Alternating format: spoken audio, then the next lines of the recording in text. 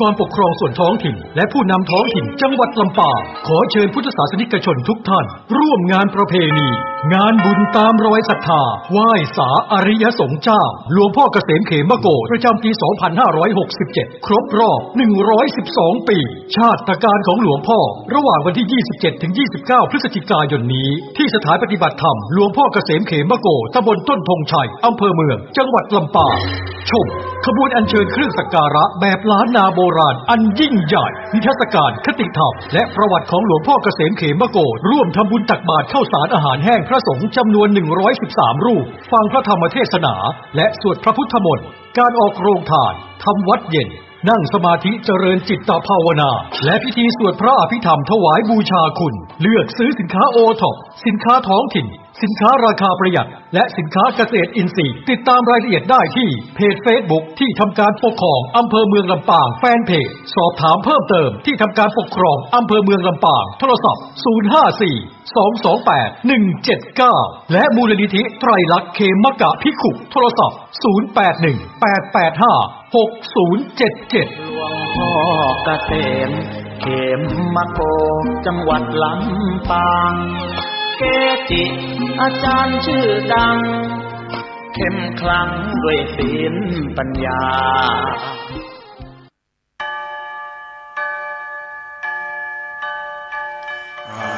ธัมโมจะวินาโสสวนป่าสามัคคีธรรมบ้านสามัคคีตำบลบ้านผืออำเภอจอมพระจังหวัดสุรินทร์ขอเชิญสาธุชนร่วมงานเปิดป่าฟังธรรมในวันที่ 14 และ 15 ธันวาคม พุทธศักราช 2567 กำหนดการ 14 ธันวาคม 9 นาฬิกาเริ่มลงทะเบียน 16 นาฬิกา 30 นาทีทุกภาคส่วนพร้อมในงาน 17 นาฬิกาพิธีเปิดงาน 18 นาฬิกาทำวัดสวดมนต์เย็น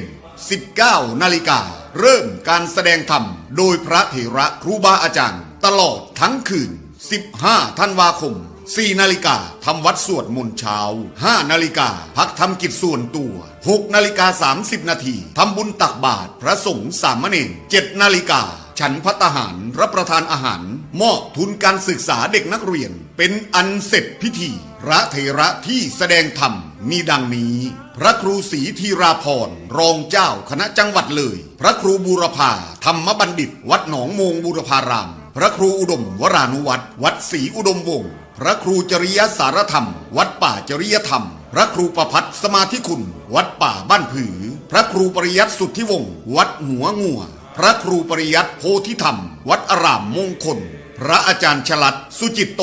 วัดถ้ำแฝดพระครูสมุนิติศาสตร์ยานิสโรวัดบ้านคูนพระมหาบุญทันปัญญาวุฒโธวัดบุญนำมาเมตตาคำจุนพระอาจารย์สอนเพชรจันทโชโตอุทยานธรรมวังวิโมกข์พระครูสมุหารปัญญาธโรวัดป่าอาเจียงพระอาจารย์สรายุทธสิริสาโรวัดท่าพระยาจักรและองค์สรพจน์สุนทรวัดธรรมปัญญารามจึงขอบอกบุญขอเชิญชวนสาธุชนร่วมเปิดป่าฟังธรรมและขอเชิญท่านผู้ใจเป็นกุศลร่วมจองเป็นเจ้าภาพภัตตาหารเจ้าภาพโรงทานเจ้าภาพน้ำดื่มน้ำปานะเจ้าภาพกันเทศบูชาธรรมเจ้าภาพอื่นๆหรือร่วมบริจาคสมทบบุญได้ตามกำลังทรัพย์ตามกำลังศรัทธาของท่านสอบถามรายละเอียดได้ที่ 094-662-6935 ผู้ใจกุศลที่อยู่แดนไกลโอนสมทบบุญได้ที่บัญชีธนาคารไทยพาณิชย์เลขที่บัญชี 114-214-9897 ชื่อบัญชีพระประหลัดณรงค์ฤทธิ์ร่วมสั่งสมบุญทานบารมีร่วมงานเปิดป่าฟังธรรมในครั้งนี้ได้บุญบารมีมหากุศลใหญ่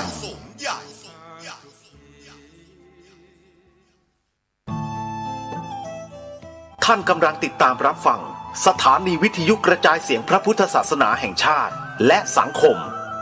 คลื่นเพื่อการศึกษาพระพุทธศาสนาและวัฒนธรรมระบบ FM 104.5 เมกะเฮิรตซ์รายการต่อไปเป็นรายการคดีโลกคดีธรรมขอกราบถวายความนอบน้อม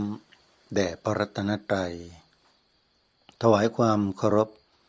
พระมหาเถระพระเถรานุเถระทุกท่าน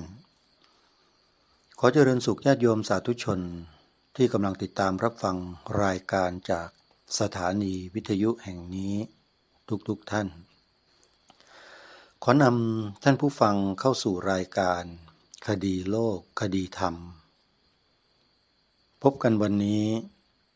วันแรม11ค่ำเดือน12วันนี้ตรงกับวันอังคารที่26พฤศจิกายนพระพุทธศักราช2567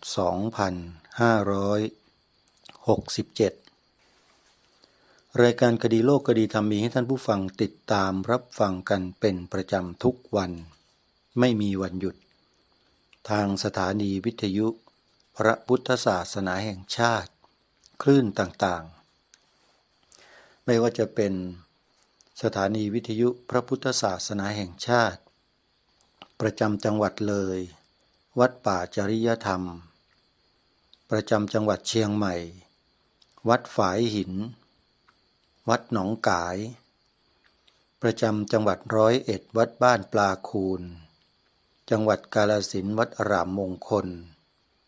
จังหวัดเลยวัดศรีอุดมวงศ์จังหวัดสุพรรณบุรีวัดสามชุก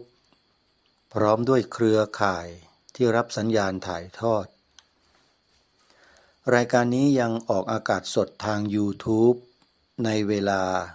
11 นาฬิกาทางช่องวัดฝายหินด้วยท่านสามารถติดตามรับฟังถ่ายทอดสดทาง YouTube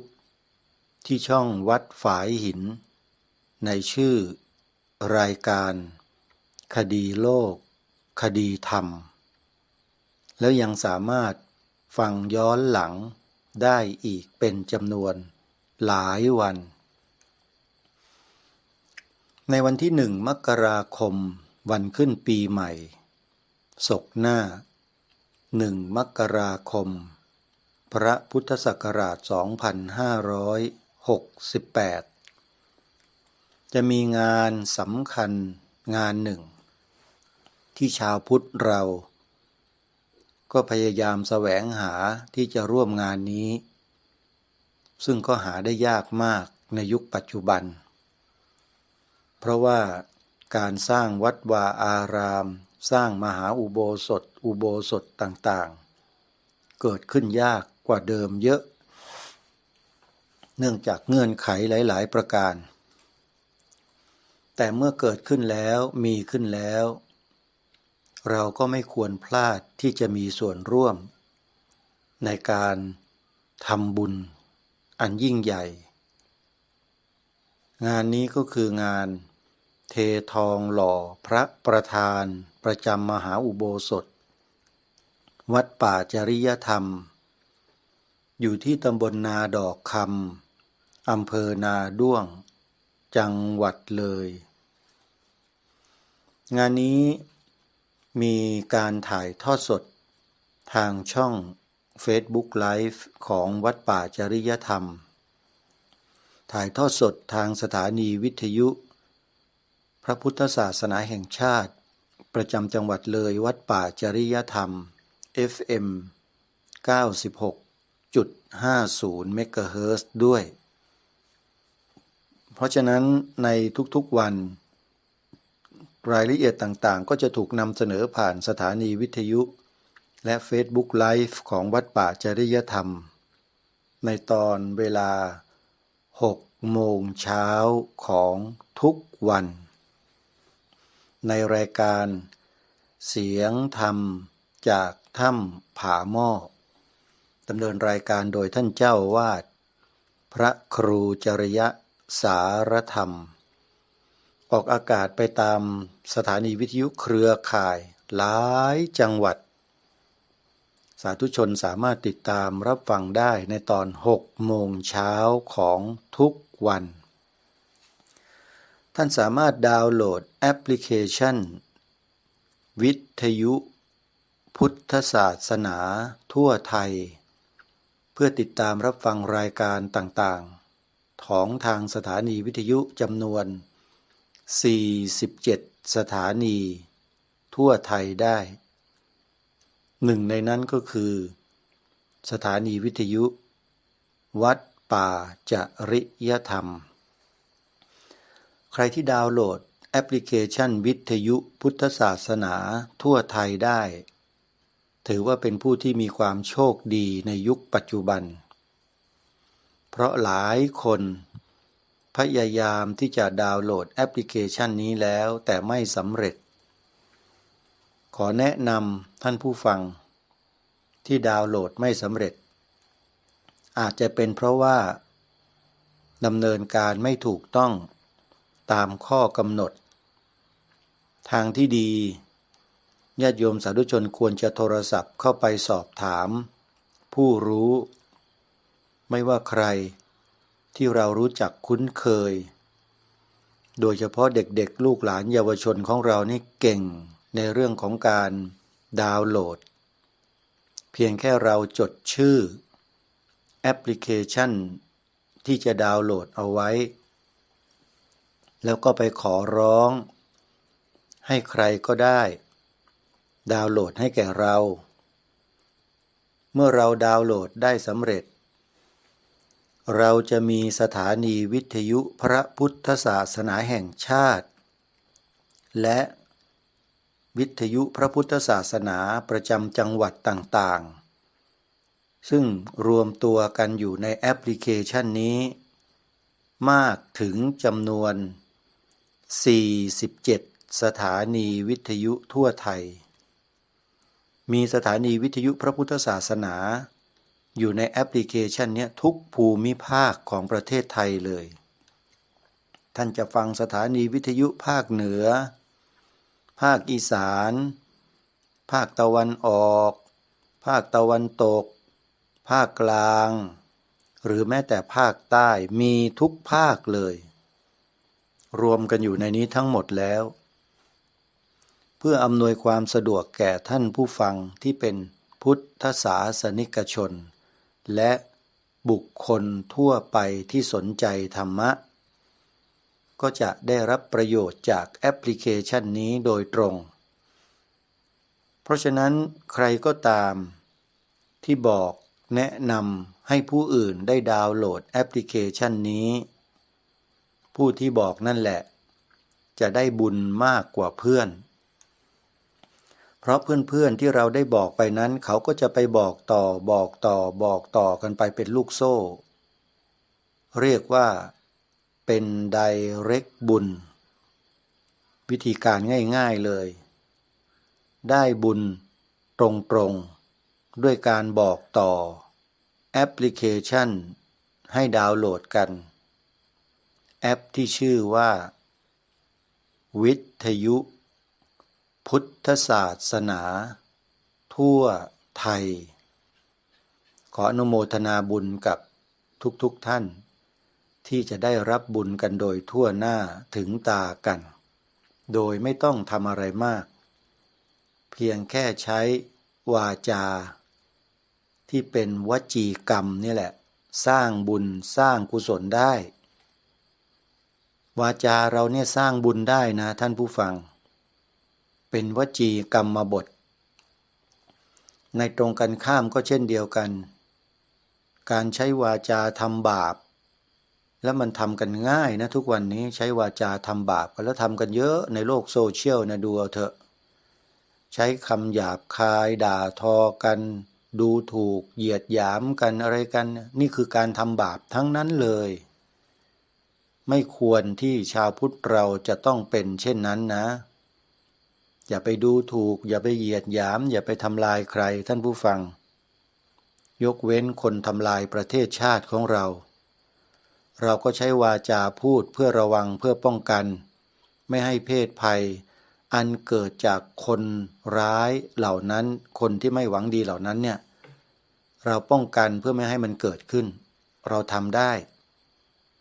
ทำเหมือนอย่างที่รายการคดีโลกคดีธรรมแนะนำนี่แหละไม่เดือดร้อนใครไม่ได้กล่าวร้ายใครไม่ได้ว่าใครไม่ได้สร้างความแตกแยกให้กับใครเพียงแค่รณรงค์ให้กล่าวคำ2 ประโยคตามที่ทางรายการได้รณรงค์มาโดยตลอด2 ประโยคที่ว่าก็คือประโยคที่1ให้พวกเราหมั่นพูดคำนี้ประโยคนี้ สอนให้เด็กๆเยาวชนลูกหลานของเราได้กล่าวตามเราให้ได้ให้เคยชินเลยให้เป็นวสีเลยคือประโยคที่ว่าพระพุทธศาสนาเป็นศาสนาประจำชาติไทยของเรานี่คือประโยคที่หนึ่ง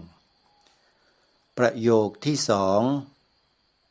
อันนี้หมายถึงความมั่นคงของพระพุทธศาสนาในประเทศไทยของเราระยะยาวด้วยให้กล่าวความหมายสีขาวของธงชาติไทยให้ชัดเจนถูกต้องเหมือนกันทั้งประเทศประโยคที่สองจึงรณรงค์ให้พวกเราได้กล่าวและแปลความหมายสีขาวธงไตรรงค์ว่าสีขาวในธงชาติไทยหมายถึงพระพุทธศาสนาเท่านั้นการรณรงค์ให้เรากล่าวเช่นนี้ถามท่านผู้ฟังจริงๆว่าเราไปเบียดเบียนทำร้ายทำลายใครหรือเปล่าแต่มีคนกล่าวหารายการคดีโลกคดีธรรมนะว่าการกล่าวเช่นนี้เนี่ยเป็นการไปเบียดเบียนทำลายผู้อื่นเขาตลกอาตมายังคิดอยู่ทุกวันว่ามันตลกนะคนที่กล่าวเช่นนี้แปลว่าคนพวกนั้นเนี่ยเป็นพวกเดียวกันเป็นพวกเดียวกันในลักษณะว่าต้องการจะเขมือบอะไรบางอย่างในประเทศนี้ไม่รู้เหมือนกันว่าเขมือบอะไรทุกท่านทุกคนก็ลองติดตามดูก็แล้วกันแต่ผลประโยชน์ของชาติต้องมาก่อนเสมอเป็นประโยชน์ส่วนรวมเราอย่าลืมนะว่าบรรพบุรุษไทยบรรพชนไทยเราใช้เลือดเนื้อชีวิตรักษาแผ่นดินผืนนี้ไว้ให้แก่พวกเราอย่าลืม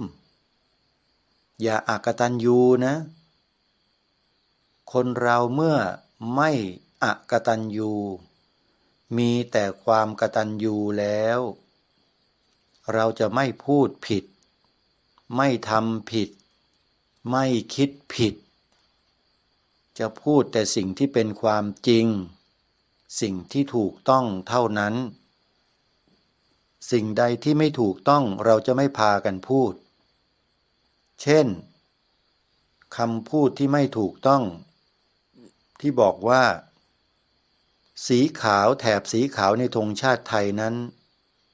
ที่จริงก็หมายถึงทุกศาสนานั่นแหละคำพูดแบบนี้เป็นคำพูดที่ไม่ถูกต้องไม่ควรที่คนที่มีความกตัญญูต่อบรรพชนบรรพบุรุษไม่ควรพูดใครพูดถือว่าอกตัญญูต่อบรรพบุรุษตัวเองเพราะสิ่งที่ทางรายการนำมากล่าวนำมาพูดนำมารณรงค์ให้กล่าวให้พูดกันนี้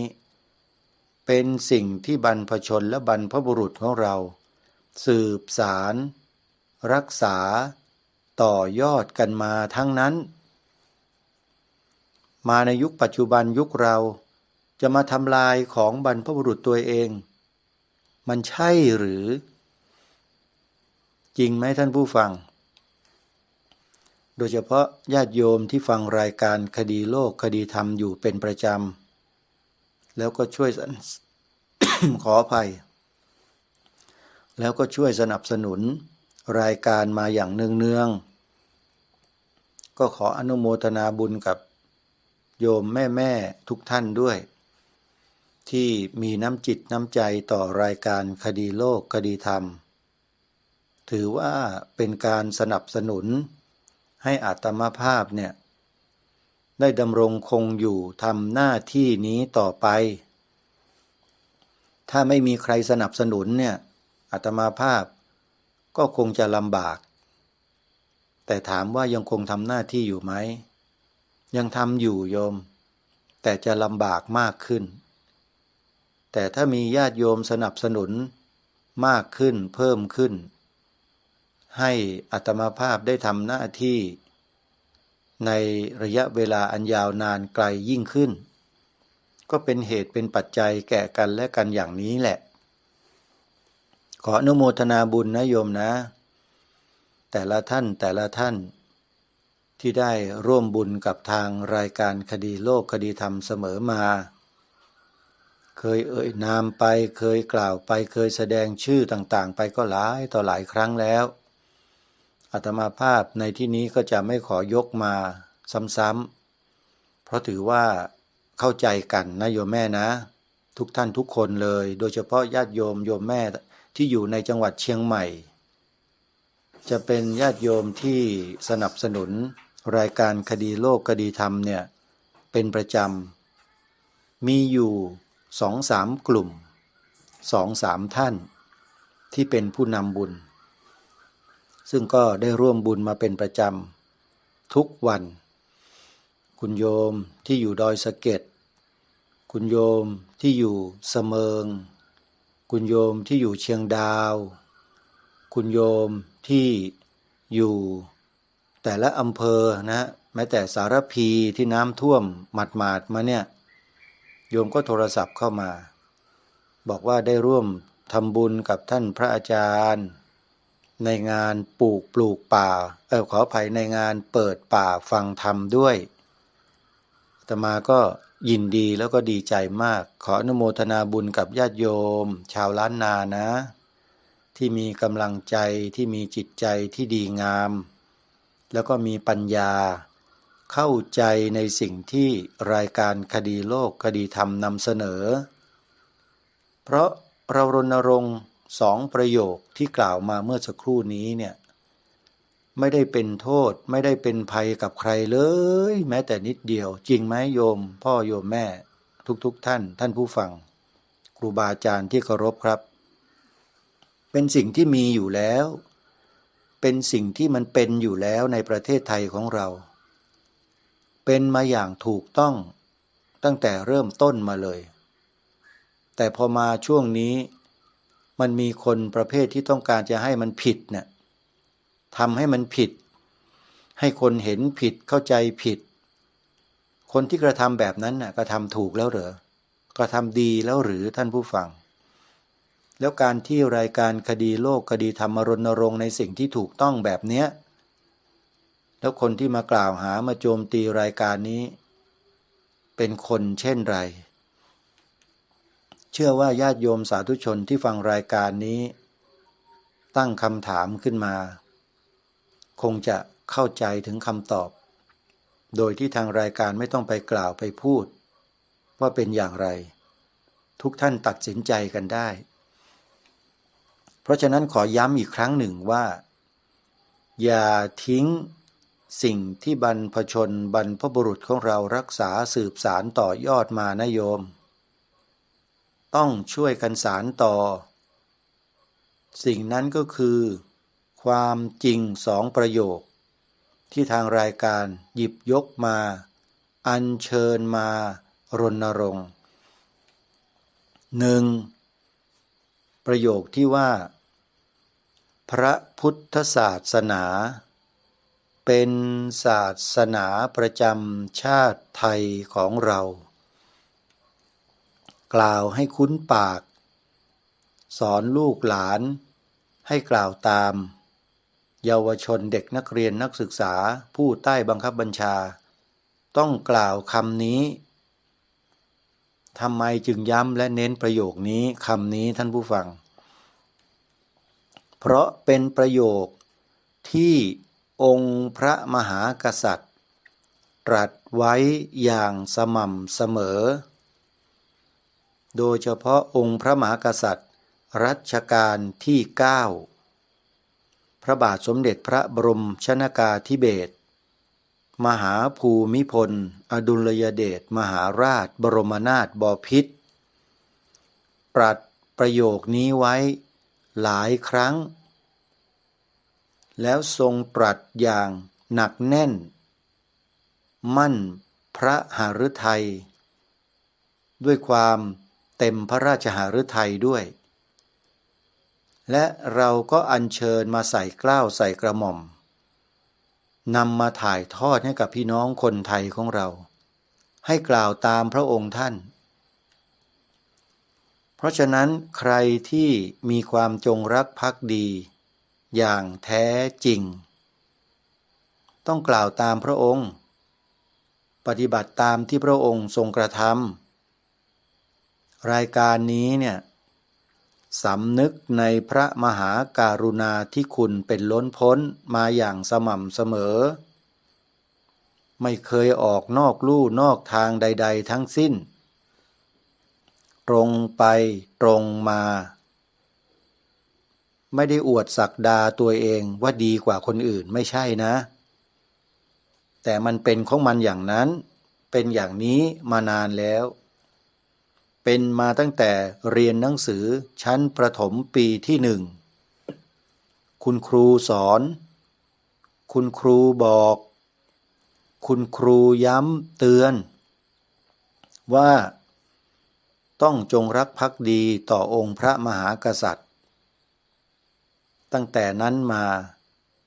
คำนี้ประโยคนี้ฝังอยู่ใน DNA ของชีวิตหมดแล้วโยมเป็นอื่นไม่ได้เลยแล้วก็ไม่ต้องถามเหตุผลนะว่าทำไมถึงจงรักภักดีขนาดนั้นพวกเราก็รู้กันทั้งประเทศอยู่แล้วเนี่ยไม่ต้องมาถามประโยคนี้โยม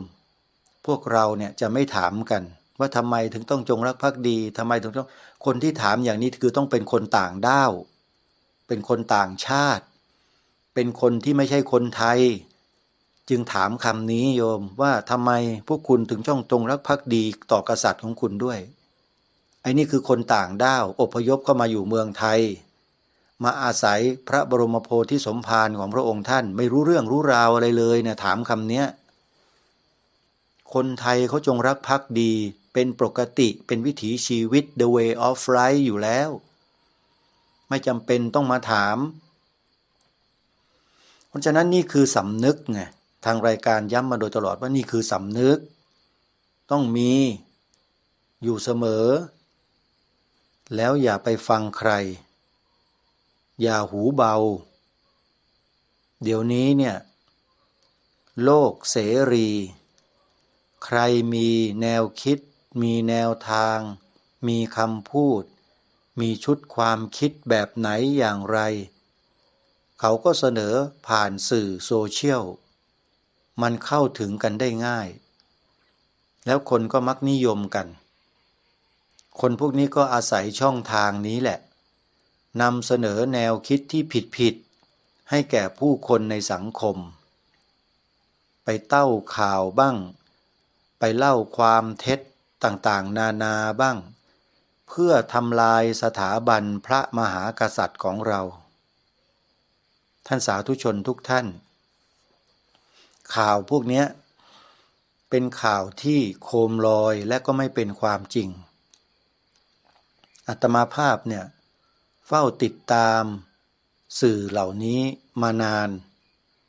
เห็นพฤติการและพฤติกรรมอย่างชัดเจนแต่ก็ทำอะไรคนพวกนี้ไม่ได้ปล่อยให้ทางเจ้าหน้าที่เขาดำเนินการแล้วจัดการกันพวกเราในฐานะที่เป็นประชาชนก็ต้องช่วยเหลือทางราชการช่วยขจัดสิ่งที่ไม่ถูกต้องสิ่งที่ไม่ดีงามของชาติบ้านเมืองเนี่ยให้หมดสิ้นไปตามความเหมาะสมไม่ใช่ทำโดยพละการนะโยมนะ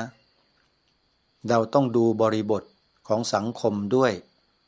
ว่าการแก้ปัญหาบางอย่างเนี่ยมันต้องใช้เทคนิคใช้วิธีการใช้ข้อกฎหมายอะไรต่างๆให้รอบคอบจะใช้กำลัง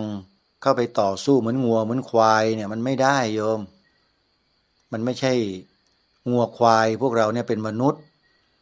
ก็ต้องแก้ปัญหาแบบมนุษย์ด้วยกันคือต้องกล่าวต้องพูดพิจารณาต้องอธิบายให้เกิดความเข้าใจกันด้วยภาษามนุษย์ไม่ใช่ใช้ภาษางัวภาษาควายเอาเขาขวิดกันอย่างเดียวเหมือนอย่างที่กระทำกันอยู่ในปัจจุบันเนี่ยมีคนพยายามจะเป็นงัวเป็นควายกันนะ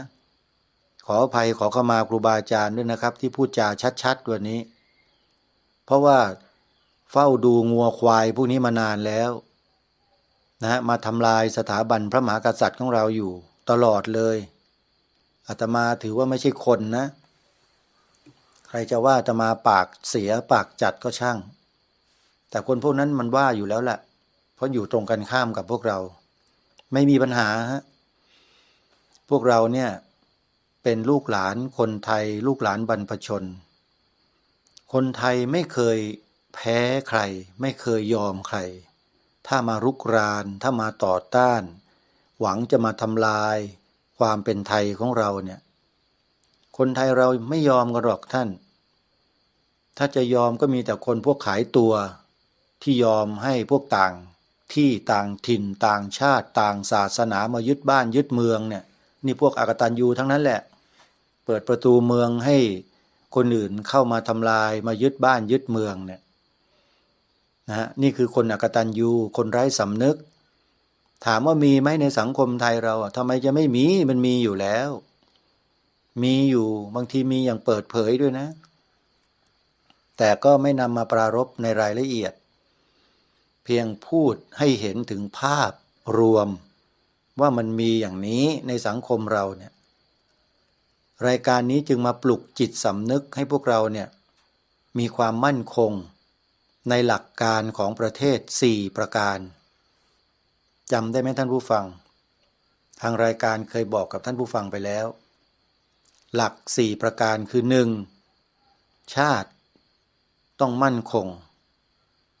2. พระพุทธศาสนา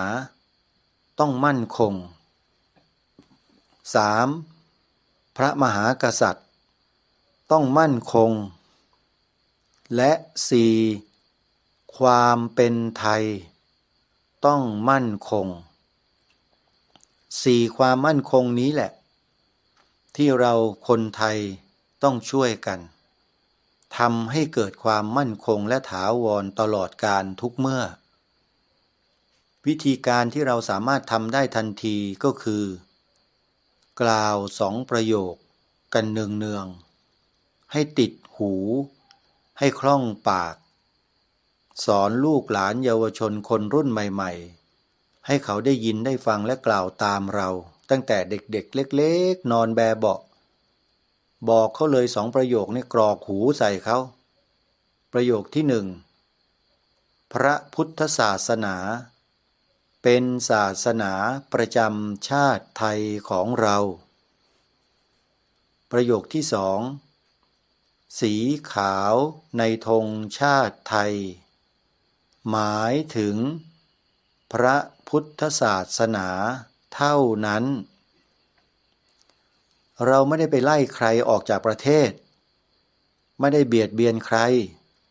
ไม่ได้ทำร้ายใครเราเพียงแค่ยืนหยัดอยู่บนความถูกต้องของประเทศไทยของเราการกล่าว2ประโยคนี่คือการยืนหยัดความถูกต้องของประเทศเราไม่ได้กำหนดเองนะสิ่งที่นำมาบอกให้พวกเราทำกันเนี่ยผู้ที่กำหนดคือพระมหากษัตริย์ทั้งนั้นเลยท่านผู้ฟังคงไม่ต้องอธิบายความนะและไม่ต้องยกตัวอย่างหลักฐานที่ไหนด้วยยกมานานแล้ว10 กว่าปีแล้วที่ยกมาให้พวกเราได้ทราบกันว่ามาจากไหน2ประโยคชุดความคิดนี้และความถูกต้องนี้มาจากไหนทุกคนทราบดีอยู่แล้วทางรายการไม่จำเป็นที่จะต้องมาบอกมาแนะพวกเราซ้ำๆเพียงแค่ให้พวกเราได้ทำหน้าที่ตอนนี้รักษาความเป็นไทยไว้อย่าร่วมกันทำลายการเพิกเฉยการนิ่งเฉยถือว่าร่วมกันทำลายนะจริงไหมท่านอาจารย์ดร.บุญยวัฒน์บุญทวงศ์รายการเสียงชาวพุทธเลยที่จะได้ฟังกันต่อไปในสถานีวิทยุวัดป่าจริยธรรมของเราเนี่ยอาจารย์บุญยวัฒน์นะในฐานะที่เป็นครูเป็นอาจารย์ในมหาวิทยาลัยของเด็กๆเยาวชนเนี่ยลองใช้เทคนิคดูซิว่าจะทำยังไงถึงจะให้2ประโยคนี้ติดหูติดตาติดปากติดจิตติดใจของเด็กๆเยาวชนไทยของเราได้ลองคิดสิฮะมันมีวิธีมีเทคนิคอยู่แล้วแหละ จะปลุกเร้าอย่างไรจะตะล่อมเด็กๆเยาวชนยังไงให้มาตกหลุมตรงนี้ให้ได้พูดภาษาทางด้านเทคนิคหน่อยอุปมาอุปไมยคือตะล่อมต้อนเขาให้มาตกหลุมทีเดียวหมดเลยเนี่ยทำยังไงมันต้องมีชุดคำพูดท่านอาจารย์คำพูดตะล่อมเด็กๆเยาวชนให้เกิดความรู้สึกร่วมก่อนนะรู้สึกร่วมให้เห็นภาพชัดเจนว่าอะไรมายังไงสุดท้ายก็ลงตรงนี้เลยลักษณะอย่างเนี้ยเหมือนกับการแสดงพระธรรมเทศนาของพระสัมมาสัมพุทธเจ้าของเราลอกแบบมาเลยนั่นแหละคือแบบอย่างที่สุดยอดที่สุดแล้วในจักรวาลไม่มีใครเสมอเหมือนพระสัมมาสัมพุทธเจ้าของเราหรอกนะฮะไม่ต้องมาตามกระผมไม่ต้องมาตามอาตมาหรอกนะโยมวิธีการทำมาพูดจาแบบอาตมาไม่ต้องแต่สองประโยคเมื่อสักครู่นี้ต้องนะสองประโยคเมื่อสักครู่นี้สิ่งที่องค์พระมหากษัตริย์บูรพมหากษัตริย์ในอดีตได้ทรงฝากฝังไว้เนี่ยฝากฝังนะฮะไม่ใช่ฝากลอยๆด้วยฝังไว้เลยบนแผ่นดินไทยของเราเนี่ยแล้วก็ฝังไว้ในหัวจิตหัวใจของลูกหลานไทยทุกคนนะย้ำแล้วย้ำอีกว่าสองประโยคนี้ผู้ดำเนินรายการไม่ได้กำหนดขึ้นมาเองแต่ได้อัญเชิญสิ่งที่องค์พระมหากษัตริย์ตรัสไว้มีพระบรมราโชวาทไว้มีบันทึกจารึกไว้เป็นหลักฐานจึงมานำมารณรงค์ให้พวกเราได้ช่วยกันป้องกันพระราชอาณาจักรไทยของเราซึ่งเป็นพระราชอาณาจักรที่มีพระพุทธศาสนาเป็นศาสนาประจำชาติเนี่ยเอาไว้อย่าให้ใครมาทำลายได้เราไม่อาจสามารถจะไปป้องกันหรือไปดำเนินการกับกลุ่มบุคคลเหล่านั้นได้ด้วยตัวเราทำไม่ได้ไม่ใช่หน้าที่แต่เรามารณรงค์เพื่อป้องกันกันในลักษณะที่กล่าวมาเนี่ยที่เราทำกันนี่แหละสองประโยคนี่แหละเขาเรียกว่าป้องกันคนไทยมีหน้าที่นะตามรัฐธรรมนูญมาตรา50วงเล็บ1ไปดูได้รัฐธรรมนูญแห่งราชอาณาจักรไทยของเราเนี่ยนี่เรากำลังทำหน้าที่ของเราอยู่ในฐานะเป็นปวงชนชาวไทยถ้าหากเราไม่เดินไปในทิศทางเดียวกันพลังเราจะน้อยพลังเราจะด้อยแต่ถ้าเราร่วมแรงแข็งขันร่วมใจกันเดินจับมือกันไปข้างหน้าโยมเราพาประเทศรอดแน่นอนและโดยเฉพาะประเทศที่มีพระพุทธศาสนาเป็นศาสนาประจำชาติด้วยรอดแน่แต่อยู่ที่พวกเราทุกคนนั่นแหละว่าจะเดินตามกันไปไหมนะขอฝากพวกเราด้วยปรารภไปปรารภมาเวลาก็ไล่หลังแล้วโยมยังไม่ได้พูดสาระเนื้อหาของรายการที่จะนำมาปรารภในวันนี้เลยนะอันนี้เป็นเสียงนกนะโยมนะช่วงเช้าเลยนะในสวนป่าสามัคคีธรรมที่อาตมาภาพกำลังนั่งจัดรายการอยู่ขณะนี้พูดถึงสวนป่าสามัคคีธรรมแล้วก็ขออนุญาตประชาสัมพันธ์ให้ญาติโยมสาธุชนเราได้ทราบสักนิดหนึ่งแต่ก่อนจะมาถึงข่าวของสวนป่าสามัคคีธรรมเนี่ยไปข่าวที่สำคัญอีกข่าวหนึ่งก่อนเป็นการประชาสัมพันธ์งานไปในตัวด้วยสิ่งสำคัญดังกล่าวที่ว่าก็คืองาน5 ธันวามหาราชโยมลืมหรือยังโยมลืมหรือยังโยมอย่าลืมนะพ่อของเรานะโยมถึงแม้ว่าพระองค์จะเสด็จสู่สวรรคาลัยไปแล้วแต่ประโยชน์ที่พระองค์ได้ทรงกระทำไว้ให้แก่พวกเราปวงชนชาวไทยยังคงอยู่ตลอดเลยโครงการตามแนวพระราชดำริและโครงการหลวงต่างๆที่พระองค์ได้ทรงจัดทรงทำขึ้นมา 4,000 กว่าโครงการที่เป็นประโยชน์ต่อพวกเราคนไทยล้วนๆยังอยู่ เหมือนกับพระองค์ยังทรงอยู่กับเราโยมยังไม่ได้เสด็จไปไหนเลย เพราะฉะนั้น5 ธันวามหาราชนี้โยมมีงานที่จะขอเชิญชวนพวกเราไปร่วมกันแสดงพลังแห่งความจงรักภักดีปีละ1 ครั้งสำหรับพระองค์ท่านนะของพระบาทสมเด็จพระบรมชนกาธิเบศรมหาภูมิพลอดุลยเดชมหาราชบรมนาถบพิตรรัชกาลที่9เนี่ยทุกวันที่4 ธันวาคม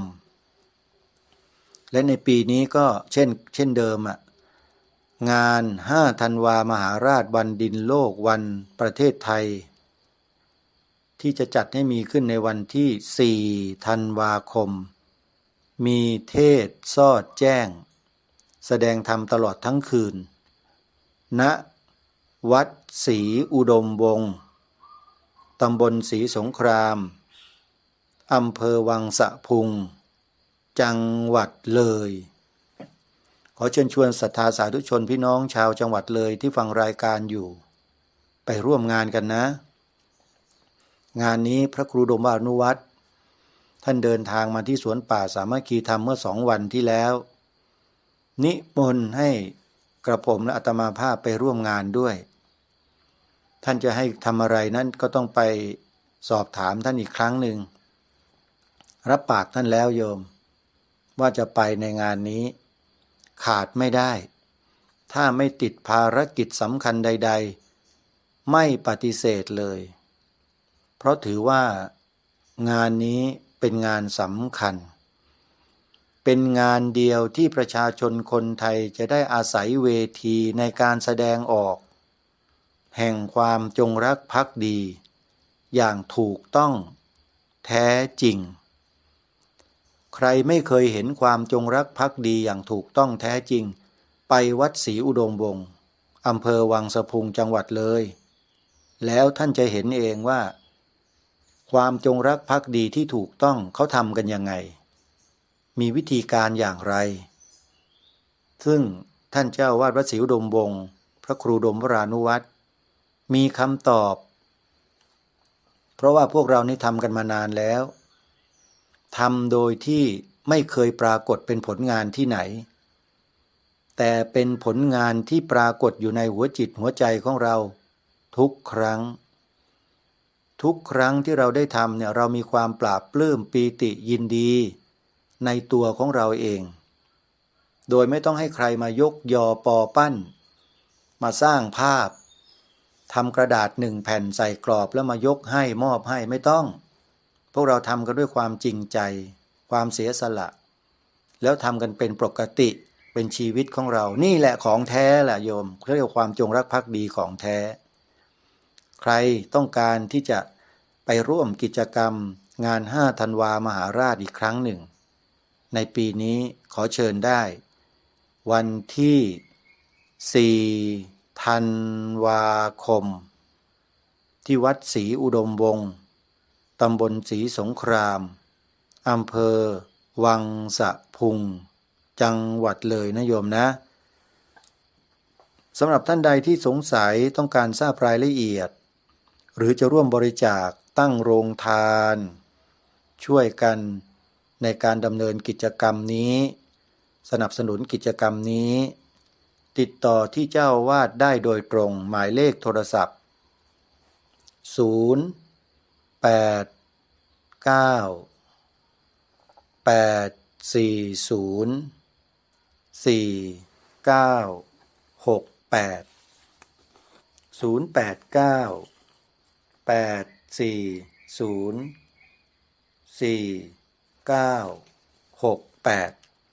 โทรศัพท์เข้าไปนะโยมนะแล้วไปพบกันที่วัดศรีอุดมวงศ์วันที่4นะไปพบกันที่นั่น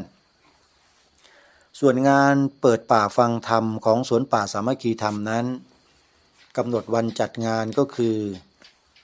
วันเสาร์ที่14 ธันวาคมมีเทศน์สอดแจ้งแสดงธรรมตลอดทั้งคืนไปจนถึงเช้าวันที่15 ธันวาคมหลังจากที่ทำวัดสวดมนต์เสร็จทำภารกิจกันเสร็จในเวลาประมาณ6:30 นาที ก็จะให้พวกเราได้ทำบุญใส่บาตรข้าวสารอาหารแห้งโยมเตรียมข้าวสารอาหารแห้งมาด้วยเด้อโยมเด้อเตรียมมาคนละนิดคนละหน่อยไม่ต้องเยอะเอามาจากบ้านนั่นแหละโยมมาเลยนะใครที่จะเดินทางมางานเปิดป่าฟังธรรมนะอย่าลืมนำข้าวสารอาหารแห้งนำปัจจัยมาทำบุญโยมไม่ต้องกลัวไม่ต้องเขินอายเราทำกันมาเป็นชีวิตจิตใจเป็นวิถีชีวิตของเราแล้วรักษาพระศาสนากันมาได้นานนับเป็นพันปีหลายร้อยปีก็ด้วยการทำบุญแบบนี้แหละส่งเสริมพระภิกษุสงฆ์ให้มีกำลังโยมนะช่วยกันวันที่14-15 ธันวาคมศกนี้พระพุทธศักราช2567แหมจะไป68ซะแล้วอาตมานะ67นะที่สวนป่าสามัคคีธรรมขอย้ำอีกครั้งหนึ่งว่าสถานที่สวนป่าสามัคคีธรรมนั้นยังไม่มีเครื่องอำนวยความสะดวกเหมือนกับวัดต่างๆไม่มีศาลาที่พักไม่มีน้ำประปาไม่มีไฟฟ้าของหลวงนะกระแสไฟฟ้ายังไม่เข้าที่นี่โยมเพราะว่าอยู่นอกเขตก็จะต้องทำเรื่องเพื่อขอไฟฟ้าเพื่อจะได้ไฟฟ้าเข้ามาตอนนี้ใช้แสงแดดโยมแปลงกระแสแดดเนี่ยให้เป็นกระแสไฟฟ้าเก็บไว้ในแบตเตอรี่แล้วก็นำมาใช้งานในช่วงกลางคืนแล้วก็ต้องใช้อย่างประหยัดสุดๆจะใช้ฟุ้งเฟ้อเหมือนอย่างอยู่ที่บ้านเปิดปุ๊บติดปั๊บไม่ได้โยมที่นี่ไฟดับเลยเพราะแบตเตอรี่หมดอาตมาภาพยังมีความตั้งใจอยู่ประการหนึ่งก็คือต้องการหาเจ้าภาพมารื้อระบบโซลาร์เซลล์ผลิตไฟฟ้าใหม่ทั้งหมดเพื่อให้กระแสไฟฟ้าเสถียรยิ่งขึ้นทุกวันนี้นะดำเนินการใช้แผงโซลาร์เซลล์แล้วก็ระบบต่างๆเนี่ยมาเป็นเวลา5 ปีกว่าแล้วโยมคุณภาพมันก็เสื่อมลงไปตามลำดับแล้วก็ติดขัดอยู่อย่างเงี้ยเรื่อยมาปัญหาก็เลยไม่จบสักทีหนึ่งก็เลยวิงวอนขอร้องญาติโยมท่านใดที่มีกำลังจะสร้างระบบโซลาร์เซลล์ให้กับสวนป่าสามัคคีธรรมขอเชิญได้นะโยมติดต่อมาที่อาตมาโดยตรงเลยจะยินดีเป็นอย่างยิ่งเพราะมันต้องใช้งบประมาณเยอะหน่อยหลักแสนนะโยมนะหลักแสนแต่ก็ไม่เกิน500,000 บาทแน่นอนไม่เกินนะแล้วได้ระบบไฟที่มาใช้ทั้งระบบเลยนะแบตเตอรี่อย่างดีมีคุณภาพแล้วก็ใช้งานได้อย่างมากจุแอมแปร์เรียกแอมแปร์เนี่ยมีความจุของกระแสไฟฟ้าหรือแอมเนี่ยจำนวนเป็นหลายร้อยแอมนะแล้วก็ใช้งานได้อย่างสะดวกสบายนะใครที่จะสนับสนุนนะมีโครงการดีๆจะให้กับสวนป่าสามัคคีธรรมเกี่ยวกับการผลิตไฟฟ้าด้วยแสงอาทิตย์หรือโซลาร์เซลล์นะโยมก็ขอเชิญได้และสิ่งหนึ่งที่ขาดอยู่ตอนนี้ก็คือไฟแสงสว่างโซลาร์เซลล์ใครที่มีไฟแสงสว่างโซลาร์เซลล์ที่จะมอบให้กับสวนป่าสามัคคีธรรมนะโยมที่ใช้งานได้นะยินดีรับยินดีรับเลยโยมอาจจะสั่งซื้อทางออนไลน์โยมซื้อทางออนไลน์ใช่ไหมแล้วโยมก็ส่งมาทางไปรษณีย์ทางเคอรี่อะไรต่างๆเนี่ยมาที่สวนป่าสามัคคีธรรมได้โดยตรงเลยโยมตอนนี้คนส่งสินค้าเนี่ยเข้ามาส่งของที่นี่เป็นว่าเล่นเลยตอนนี้เพราะเราสั่งซื้ออะไรหลายๆอย่างเข้ามาใช้งานกันเพราะฉะนั้นโยมสั่งซื้อไฟโซลาร์เซลล์ไฟถนนไฟอะไรต่างๆเนี่ยโยมแล้วส่งมาได้เลยนะส่งมาที่สวนป่าสามัคคีธรรมโยมจดไว้โยมจดไว้นิดนึง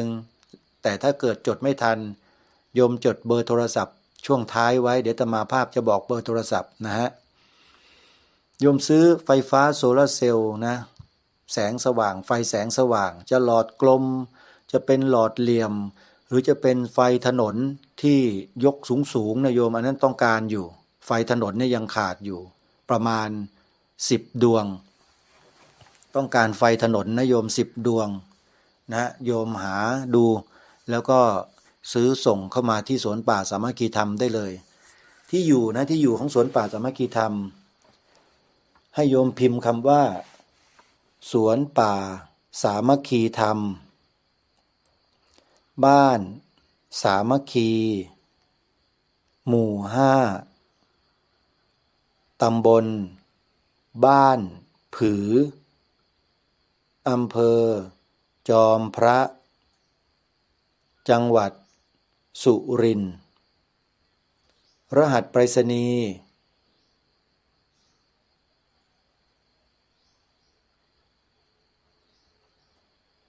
32180รหัสไปรษณีย์32180นะโยมนะโยมส่งไฟฟ้าแสงสว่างโซลาร์เซลล์นะมาถวายสวนป่าสามัคคีธรรมได้เลยส่งมาที่นี่สวนป่าสามัคคีธรรมบ้านสามัคคีหมู่5ตำบลบ้านผืออำเภอจอมพระจังหวัดสุรินทร์32180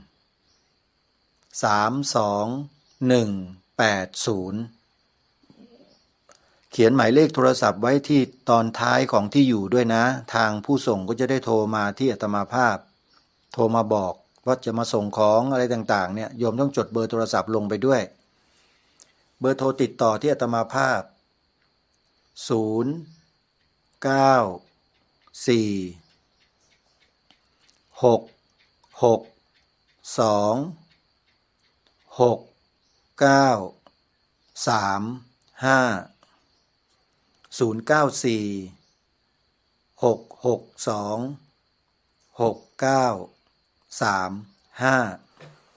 ขออนุโมทนาบุญทุกท่านนะ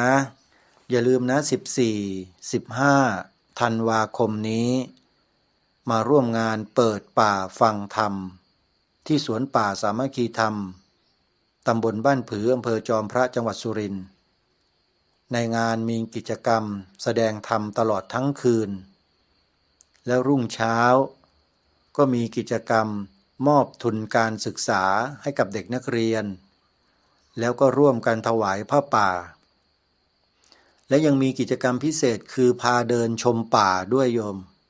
นะเดี๋ยวเราจะต้องเดินชมป่ากันมารู้จักต้นไม้อะไรต่างๆกันในสวนป่าเนี่ยว่ามีอะไรบ้างนะในวันนั้นก็จะได้มาร่วมงานร่วมกิจกรรมด้วยกันนะวันนี้เวลาของรายการก็ใกล้จะหมดแล้วท่านผู้ฟังขอย้ำอีกครั้งหนึ่งว่าการร่วมกิจกรรมกับพระสงฆ์ที่ท่านจัดงานจัดกิจกรรมทำกันอยู่ทั่วประเทศเนี่ยเป็นประโยชน์ทั้งนั้นโยมแต่ต้องเลือกพระด้วยนะพระสงฆ์ที่อยู่ในหลักในเกณฑ์อยู่ในคณะอยู่ในหมู่ไม่ใช่พระสงฆ์ที่แปลกปลอมกันออกมาแยกกันออกมาแล้วก็มาพูดจาอะไรกันเลอะเทอะคนละเรื่องกันกับที่คณะสงฆ์เราได้จัดได้ทำกันมาเป็นระเบียบแบบแผนที่ดีงามแล้วเนี่ยมีพระบางรูปนะออกไปอวดศักดาตัวเองว่าเก่งว่ารู้กว่าผู้อื่นแล้วก็ไปนำเสนอทฤษฎีความเชื่อบางอย่างทำให้คนหลงเชื่อแล้วก็ตามตัวเองเนี่ยอันนั้นอันตรายนะอันนี้ขอย้ำบอกไว้ก่อนคณะสงฆ์ท่านทำมาดีอยู่แล้วมั่นคงดีนิ่งอยู่แล้วแต่คนพวกนี้ต้องการจะมาทำลายจึงไปทำอะไรที่แปลกๆประหลาดเนี่ยเราต้องระมัดระวังกันด้วยโยมเอาละวันนี้เวลาของรายการหมดท่านผู้ฟังต้องขอสมมุติยุติรายการไว้แต่เพียงเท่านี้พบกันใหม่ในวันต่อไปขอความสุขความสวัสดีในธรรมแห่งองค์สมเด็จพระบรมศาสดาสัมมาสัมพุทธเจ้าจงปรากฏเกิดมีขึ้นในจิตใจของท่านผู้ฟังทุกท่านทุกคนเทินขอเจริญพร